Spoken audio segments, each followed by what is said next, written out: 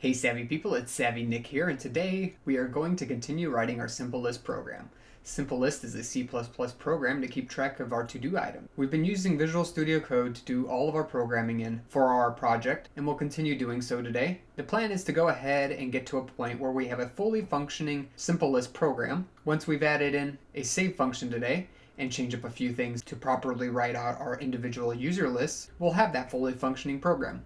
It's an exciting day because after all the effort that we've put into the program, we'll finally get to see all the work come together, and we'll be capable now of keeping track of multiple lists from various users. If you're new and stopping by to watch a programming episode today, make sure to subscribe below and hit the notification bell for more videos. I'm going to start out by starting up Visual Studio Code. It should load us back into where we were at last here. If you need help setting up Visual Studio Code, make sure to watch the first video in the series, and then the second video, which is how to set up a makefile that can compile the code. And following that, I also have a Git repo available on GitHub, so you can reference the project as we go through the episodes. So let me go ahead and make this a little bigger so we can see this a little better in full screen mode. The first thing I wanted to do is fix our write function from last time. So in database CPP, we have this database write function, and I know that it's currently not going to work. So if I went ahead into main CPP, right now we're not even calling that write function, but if we did, I think we'll get a segfault. So let's just give it a shot. I'm gonna go ahead and save that, and we're not calling it simple list anymore. We're calling it the main list from last time. So I'm gonna put that in, and that should resolve that issue. After I save, I'm gonna go ahead and launch a terminal.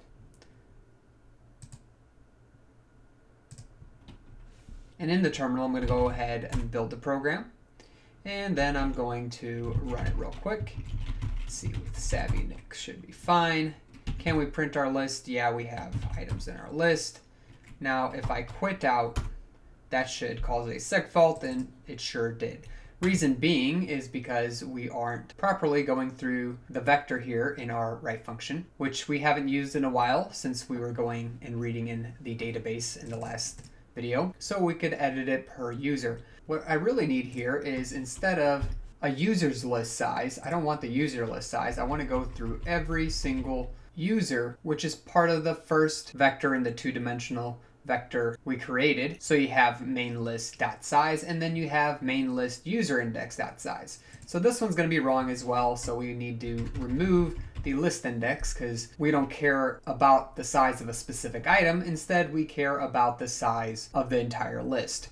So this will give us the size of all the user lists, and this will give us the size of one specific user's list. That way, we can go through any and all lists and write them out to the database file that we've created called lists.sl. I think that will be good for now. And I'm just going to save that. And then in list.sl, one thing that we're doing differently is we're writing this percentage sign as well as the hashtag, which the hashtag is currently denoting the username, and the percentage sign is denoting where we're going to go ahead and stop our list.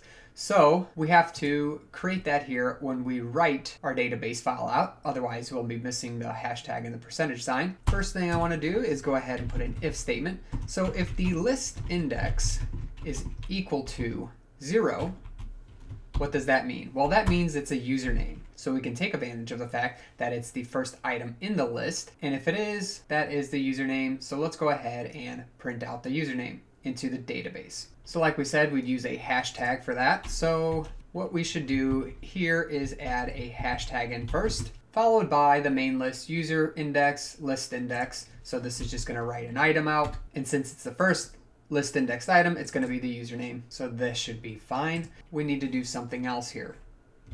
So let's go ahead and just take advantage of this again and go ahead and paste it in. Indent it a few times to make the formatting right. So looking back at our list.sl file, we'll write out this hashtag and then a username, followed by our items, which is this portion of the code now. So it's just going to go ahead for the first list item, go through here, and then for the second list item, it's going to go through this else statement. So that also applies to the third, fourth, so on and so forth. As many as you have in the list, it'll continue printing them out. So that means after it's printed out all the items, what is it going to do next? Well, we need to go ahead and put a percentage sign in order to delimit our list.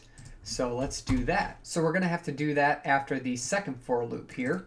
So if we do it right here, that means a user's list has stopped. So this for loop is for finding a user, and this for loop is for the list of items for a specific user. So after we've gone through and added all the items to the database, we need to go ahead and place that percentage sign. So this will be the perfect place to do it. We'll do db and just put a percentage sign. So we got a string percentage sign and a new line character. Let's close that off. Save that, and I think we can go ahead and test this real quick. So if things work correctly, I believe we should get this same exact list written back out to us. So I'm going to launch that terminal real quick.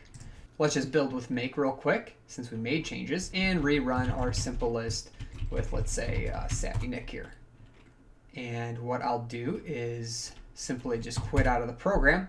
And as you can tell, we did not get a seg fault this time, and it looks like we've actually rewritten the file with what used to be in there. So that looks like it worked pretty well. All right, and now that we can write in and out of the database, we need to fix a couple things in order to be able to create new items and also save them out to the database. If you went ahead and made it this far, please hit the like button. It really does help me out. So the next thing I want to do is go to list CPP, and I want to add another function.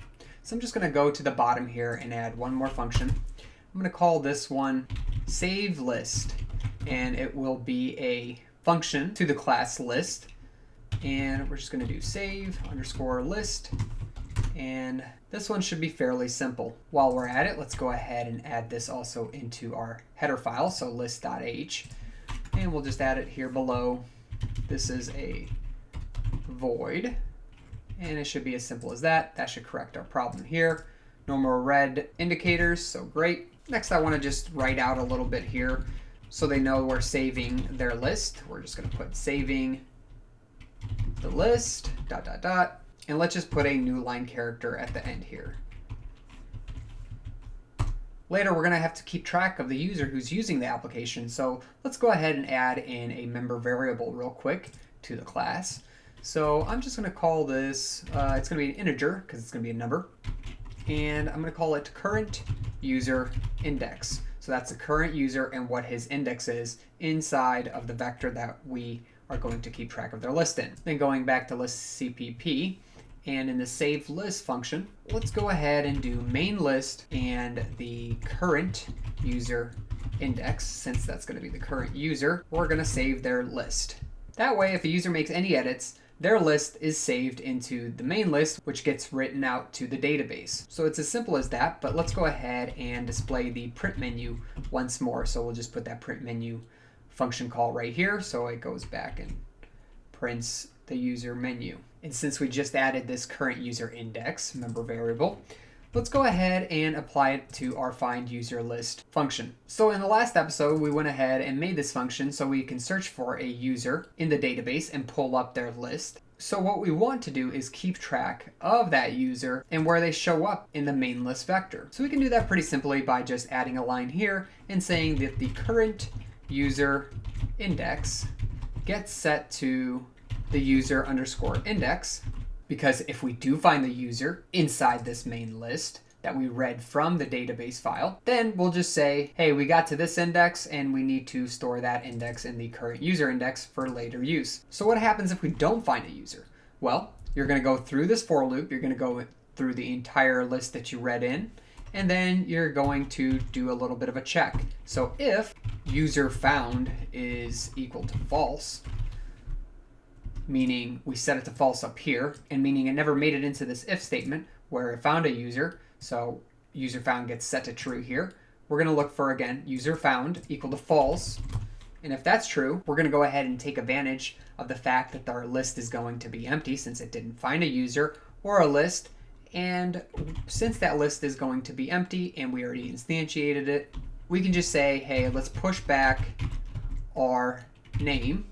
So that's the current user using the program. And we're going to take main list and push back that list into our main list. So push back the list after we've added a name in. And finally, we're going to say that the current user index, since we were going to specify it here if we found a user. If we didn't find a user, we need to create a new entry in our list. I'm going to cast this as an integer and say that the main list dot size minus 1.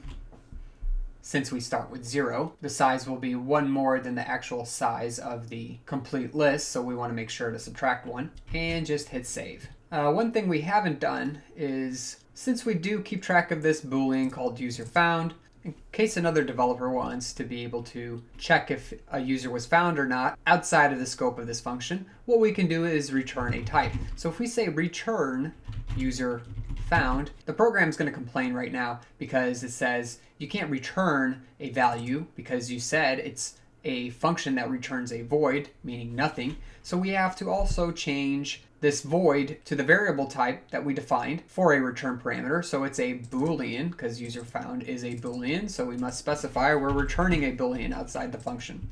So if we save that there, we also have to make an update here so that the two functions match inside the class as well as inside the function.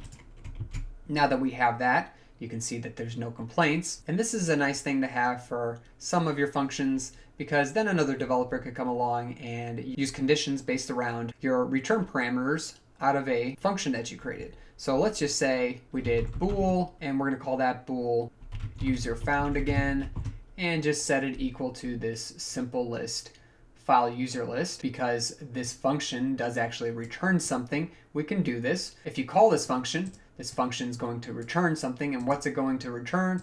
It's going to return a Boolean called user found. Since we're in a different scope here, we can again use user found, and then I can do a test based off of this. So I could actually do user found equal to true or false, and then do some statements inside of this if clause. So I'm not going to do that though. It's just nice to have sometimes, and I don't have a use for this right now, so I'm going to go ahead and get rid of that. A little bit of cleanup, since we're already reading in up here, we don't need that called twice.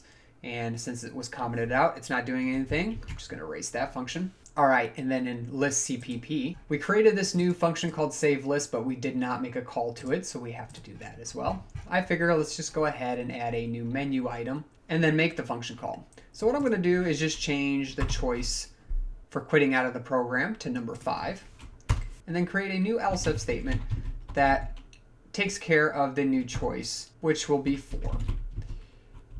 And then I'm going to go ahead and just call save list in here.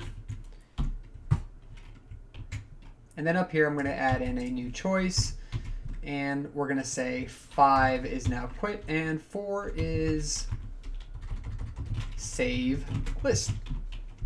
And we'll save that. And I believe that's all we need in order to run our program. So let's go ahead and give it another shot here. We'll first build our program in a new terminal. So we'll do make, give it a moment. And I did change the header file around, so let me first make clean and then make again. And now I'm going to run simple list with Savvy Nick. Let's see if we pull in our list. So print the list. You can see we have item 1, 2, 3, 4, and 5. Does that jive with our list here? Yes, it does in our database. So we have the 5 items. Let's go ahead and try adding a new item. So I'm going to go back to the menu. I'm going to say add to list.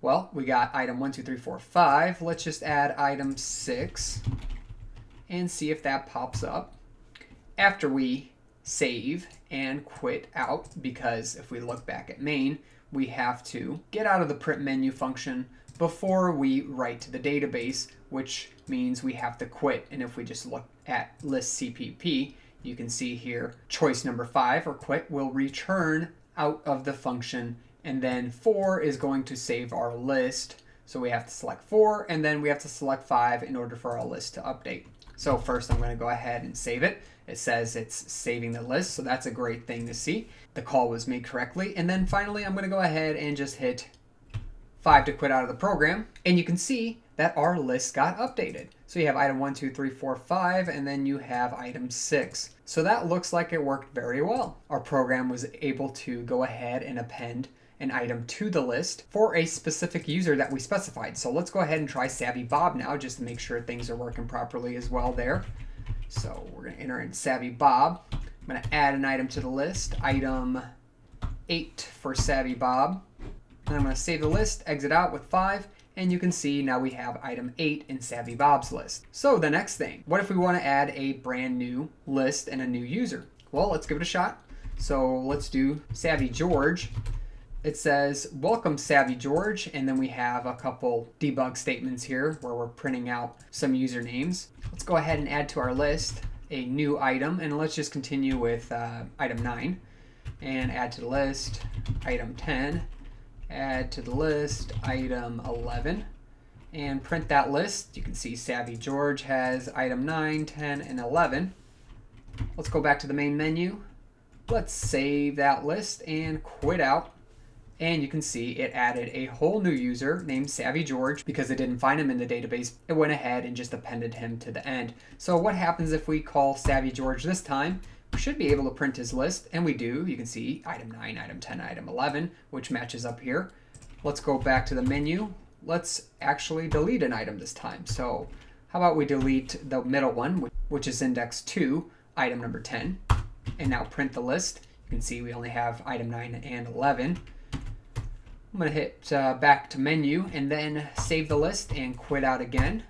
And you can see it deleted that item in our database as well. Same thing should work for Savvy Nick. So let's try that out and delete from the list. Let's delete a few items out of this one. So I'm going to delete index 2, which is item 2, and then delete from the list. Let's see. Let's do index 2, item 3, and let's delete one more. Index 2 again, and we'll print that list. So item 1, 5, and 6 is what we should see after we save the database and quit out of the program. And that's exactly what you see. So Savvy Nick now has item 1, 5, and 6. And congratulations if you've made it this far. You now can successfully, with your program, add items to lists as well as create multiple lists with different users. This is very exciting because we do have a functioning program at this point. Sure, there's ways to mess it up. Right now, I could think of a few. What if we went ahead and deleted the username from the list? What would happen then, or would our program care? But we've definitely come a long way from initially just setting up Visual Studio Code and talking about our first steps to create the program. And at this point, if you followed through the series, you've used things such as vectors, classes, objects, various different functions and data types, all to make a fully working program that even saves your output to a file and reads it back in next time you start it up. This has great practicality for going through various files, reading them in, organizing your data, and then going back and spitting out that data into a file, which is also known as parsing through data. And I hope you find some use for these methods that we've used in this series. A few more things that I plan on doing is showing how to debug, as well as making mention of using pointers instead of what we've done this entire time, which is only using the stack to create stack variables and objects. So that'll be something that takes a little bit of time to explain. I'll save that for another video, of course. And then we still need to get around to debugging a program using Visual Studio Code, so that will be also upcoming. If you enjoyed this programming video, please make sure to go ahead and hit the like button for me. It really does help me out. And make sure to subscribe. If you have any questions, comments, or suggestions, please post them in the comments section below. I'll catch you in another episode. Thanks for watching.